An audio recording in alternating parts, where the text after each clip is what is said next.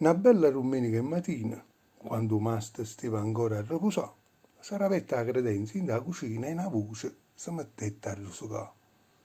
E tante d'ore che ci stanno in da cucina, di certi o produsino un meglio che ci sta. Spaghetti a olive e chiappere, o pesce e frutti di mare, panzarotti e patane, e tutta una bontà.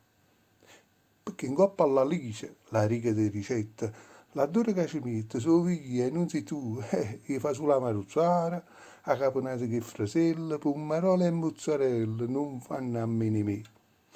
Voglio voi state zitta, mo mi avete sfastidiata, se a voce pensarrata, perché io chi so. Già dall'antica Atene ero più importante allora, non rama mia allora valeva assai perché mi intrecciavano in capo i poeti, gli attori, i musicisti, ai vincitori di guerre e agli artisti compresi, imperatori e re. Due voci assieme rispondettero: noi siamo frate e sorelle, siamo noi i megliatori, e indovinato perché? Noi siamo maglia e cipolla, e dentro la cucina siamo i più bella. Venimmo usati ogni giorno assai per prima, ma pure per i contorni. Ma avete mai cucinato senza noi? Ma è una cosa che non sapete niente, e alcuni piatti nostri divinamente sono stati fatti per vi far ricreare.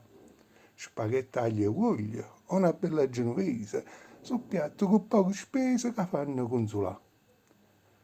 Altra sattanata voce rispondette: una pizza senza me non esiste, una salsa senza me non è buona, mi sposo solo i pommarole e voi avete voglia di fatto già.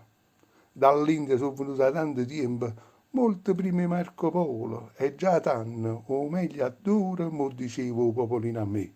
E mo per favore, state zitti e levate avanti. So io o meglio che pietanza, va la vita durucchiando a me.